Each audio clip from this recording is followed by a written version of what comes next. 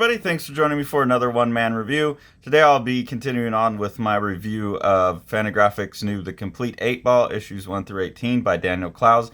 This is a nice paperback collection of facsimile editions of the original run of 18 issues of Clowes' 8-Ball.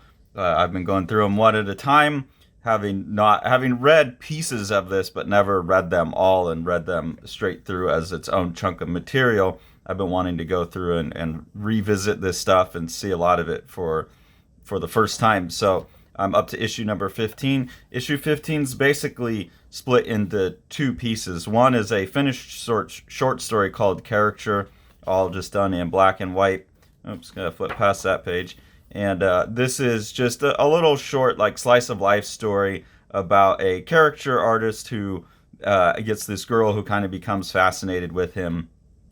And it's just like a little window into his life while he goes into this one town to show up to do his caricature artist. And it has that typical Clowes, like David Lynch, kind of dark, lonely, traveler, freak show kind of vibe to it that you get in so much of Clowes' work. And he's just really interested in these characters. I think that's Clowes' main interest to me, seems to be like character. Like, he's around and he sees a guy at a diner and he just like extrapolates a story about who that guy is. That seems to be what a lot of his storytelling is, wondering who people are. But in this later part of the series, like I keep saying, he seems to have a little bit more of an empathetic view on people. He's still got this critical view on society, but he's becoming a little bit more empathetic to the people and seeing how they're impacted by the society. And so that's how that story feels to me. Now, this one I do have in another collection called Caricature, so now I'm going to have to go back and see how much of the stuff in that Caricature collection is also out of 8-Ball, because I know some of the other stories in here have been familiar, but I feel like there's things in that Caricature book that aren't in here, but maybe I just haven't read them yet. So if that's true, then I can get rid of hopefully Caricature and 8-Ball at some point, because I've got them in here now if I've got everything. Anyways, on to Ghost World, which is the thing that I've just kind of been looking forward to the most in this whole reread, and I'm continuing to enjoy it. I think this episode here sums up my feelings about 8-Ball so far, and I don't think Clowes necessarily planned this, but I think he jumped on it and saw the opportunity while he was going to make 8-Ball itself have some kind of larger meaning through all these different little parts. Like someone like Tim Lane, I've talked about this kaleidoscopic approach to how they do things, or how Tommy Masturi in Future is taking on this kaleidoscopic approach. Clowes is doing this anthology format, one artist anthology, but I didn't get the sense that this was all like one potent statement still. It was just seemed like him going and doing all these different things. But as I get to this Ghost World episode, I start to see where he's maybe realizing what he's up to enough as an artist, and has looked back enough at all of the past episodes and his evolution as an artist and as a person that he can start, I think, using Ghost World to make some kind of larger statement that gels the whole 8-Ball experience together. And I'll go through what that is as I go through. So here we have Enid and Becky. They're going to go just go to this original 50s diner called the Hubba Hubba. But it opens up with Enid making a joke. What do you call a Japanese Jew? And Becky's like, I don't know. Where are you taking me? And she says, so sue me. And it's like, do you get it? That cracked me up, but I could definitely see that, like, you just couldn't put a joke like that in a book anymore. Good to Fantagraphics for leaving it in there, because that's just how it was in history. But I think it's a funny joke. It made me curious, like, it's obviously okay for me to find that funny because I'm Jewish, but since it also involves Japanese, is it untoward of me to find that to be a funny joke? How does that work in today's day and age? If you only are half of the race ethnicity being represented in the joke, can you still find it funny? If anyone knows how those rules work, please let me know. And then I really like this panel here, and this is where I started to get a sense of the greater theme that Clowes is building. Is Enid said they're going into this like original 50s diner, and they're talking about the people that come here, and she's saying it's the greatest place ever. God, it's so pathetic. could they possibly be more clueless? I'm so happy we're here. And so they're just talking about like the people who would go to a place and enjoy a place like this seriously, non-ironically, or clueless. And this is that like Gen X youth irony at peak, and he's representing these characters really well. And I think Clowes is irritated by this type of character. I don't think he's finds them sympathetic, but I think he's also starting to realize how much of a jaded, ironic Gen Xer he was, and that hypocrisy in the early issues is now starting to bug him. And so I think this whole episode seems to be a bit of an apology for his earlier nastier behavior. I think that's how I read it, anyways. So here you have these two youth who are still like high school students, basically, going into this old diner, and they're like, all the people in here are clueless. What could they possibly know? And you actually have clueless youth who have never left their small hometown. They haven't even graduated high school. They know nothing. They have no life experience. They're bored and jaded, and they think they're too cool. And because they're too cool, they just refuse to learn anything. And then they're just also like these snide, arrogant assholes that are making fun of everything. Like here, this guy's name is Al, and they notice he kind of looks like Weird Al, and so they start calling him Weird Al to his face. And it seems like that's something that early Clowes would have done. He would have looked at a person, made some assumptions about them based on their appearance, especially if they're strange looking, and then would have made a joke about them in a book. So that's interesting to me that he's showing Enid being an asshole.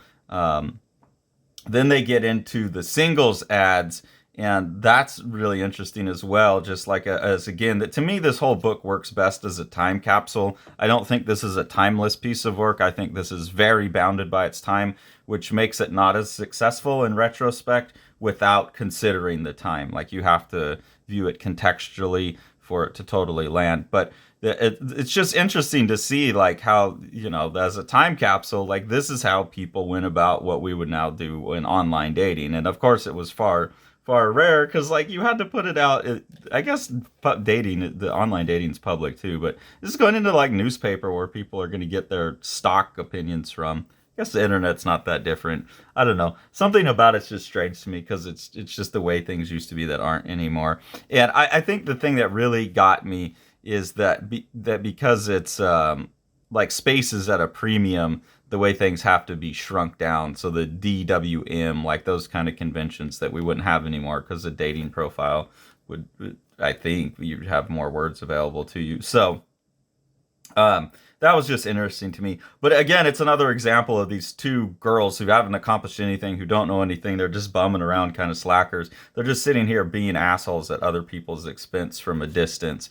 And so it's further establishing this as a sense of their character. You get introduced to another character here, Josh, who's a friend of theirs, but he's looking at them like, come on, guys, like what you're doing is kind of wrong. But he goes along with it. And what they do eventually is they call a guy from the ads who, and these are the ones that are really funny to me. These missed moments type of things, like, oh, I saw you on this date at this thing, and we locked eyes. And I wonder if anyone ever met with those. Does that ever work? Like that's a convention that people knew, like, hey, I had this moment and I could put an ad in the newspaper, and like, hey, I had a moment. Maybe someone put the ad in the newspaper. Like, that's just so strange to me, these missed connection ads.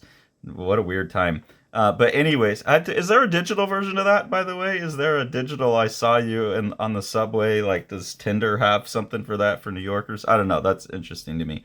But anyways, they decide to call the guy and play a prank on him, which actually, I believe my uncles did. They became pen pals. They used the name Ethel Merman just to give some veracity to this story. They used the name Ethel Merman.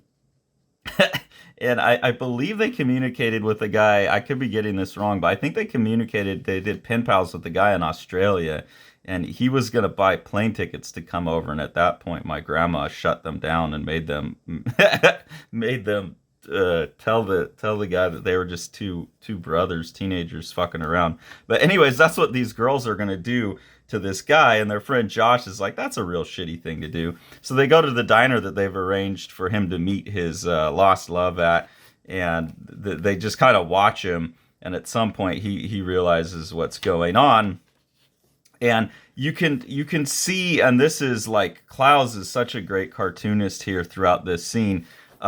You can see Enid, who's up until this point in the series just been full of like absolute disregard for anyone else and totally jaded and leaning into irony and can give two shits about like how anyone feels about anything. And as she's watching this guy, she starts to shell up, like she doesn't want to get caught, and then she's looking nervous, and then as the dinner goes on, she's just looking more and more distressed and like she's feeling bad. And then he comes around to the window here and has obviously realized that it's them who've played this prank on him, and like how cruel that prank is. Like, hey, you have this magic like love at first sight moment, and then a bunch of fucked up teenagers just like got your hopes up and played a prank on you and sat there. And then there's this real evolution in Enid's character, I believe. It's been so long since I've read this, I don't remember where this all goes, but it seems to me that she had a real revelation about what an asshole she is, and has some kind of change in this on this last page. And instead of calling him Weird Al, she says, "Hey Al, did that guy say anything before he left?" Like she's worried about what he said. And then she's sitting there considering her actions. And then she goes back in to leave a tip. And I believe they've already put a bunch of money on the table. No, Clowes doesn't show that. Cartoonist storytelling error. He should have put one where they have the money on the table. But she goes back in and is putting some money on the table. It's hard to tell how much she goes back in tips. Like, it looks like she's just putting one coin. Or maybe she's grabbing a coin. It's a little ambiguous there, but my reading of it is that she feels bad and goes and puts back more money because she realizes she was being an asshole. And that's just further confirmed by they're all in the car and she's in the back just looking really sad. And then here it says, when I was 21, it was a very good year, as the song played. So maybe they're supposed to be in the early 20s, not high school students. I'm not sure. But this whole scene to me suggests that Enid in that experience learned that she's been a bad person. And this to me feels like Clowes realizing everything that he's done poorly. Like, let's do something that's not autobiography, but I'm going to still talk about it, right? Like, and then let's talk about the fact that I've been going around being mean to all these people, kind of like to their faces with my comic, and I haven't been thinking about like the consequences of calling someone Weird Al and the consequences of playing a prank on someone. Like even the fact that Clowes was like encouraging phone pranks in the early few issues as a contest, you know, it really feels like in these last few issues he's been reflecting on all of that, and that Ghost World is kind of his like it's kind of a masterpiece of the generation, that it represents the generation so well. And then I also feel like it's Clowes' attempt to grow out of the failings of his own generation. So, and that gives the whole thing of Eightball, it gives Eightball itself as a chunk a structure that it wouldn't have otherwise, and justifies for me like leaving Ghost World in its place within Eightball rather than taking it out and making its own graphic novel. Obviously it works that way, and you can take all the short stories out and just look at them that way, but I do think that the larger glue for the series itself that I wasn't seeing before is there now, and so it's a more interesting picture to me, a more interesting kind of dialogue that Clowes is maybe having with himself. And then on the back cover here, you just get another one-off for this Feldman character, and this is just a guy who's like, he's again showing someone just being a sneaky piece of shit. Like there's a competition, and the guy's going to the internet to answer the competition, and it's a trivia-based competition. So here you have something, again, this is what, 94, 93, 94 that this is coming out, 1995, that this is coming out. So this is like the first, you know, really possibility that the internet could change how society's working a bit,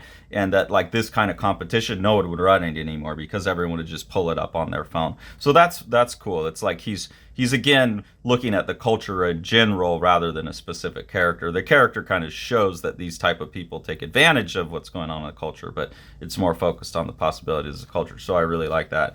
And then this cover here to issue 16 with the painted quality to it's really got me excited about that. Plus she's holding just a giant sperm, so that's funny. So very excited, getting close to the end of this and enjoying it more and more and more as we go. So I hope you'll stick with me for the last 3 issues. If you enjoy what we're doing here on the channel and want to support us, there's two ways to do that. The one is through our Patreon. We have a couple different tiers of interaction, some voting in polls, and some exclusive content that's up there that you can get a hold of. And any kind of money that we make from that, we just use to help us buy the books that we review. So we try and turn that right back into the community. And the best thing you can do to support the mission of Living the Line is support what Sean is doing with Living the Line books. So we'll go ahead and take a look at a couple of the options of books that you could buy from Living the Line now. House on Fire by Matt Battaglia is a just gorgeous book where Matt's kind of making an emotional response to the years of COVID and wrapping that into a sci-fi dystopian future that really the sci-fi dystopian's backgrounded, and you're focused on the emotional journey of two characters in a really beautiful way. And then that's enhanced by Matt's like really awesome, loose, kind of Paul Popish dry brush work. And then Sean and Matt have worked to get this second kind of orange spot color in there that's going to look really, really beautiful, and has allowed Matt to use his dry brush technique to add tone to the thing too. So with Sean's production technique, this is going to be a gorgeous book with a lot of heart. Thanks for following along. Take it away, Jack. You want to see all these books? Smash that subscribe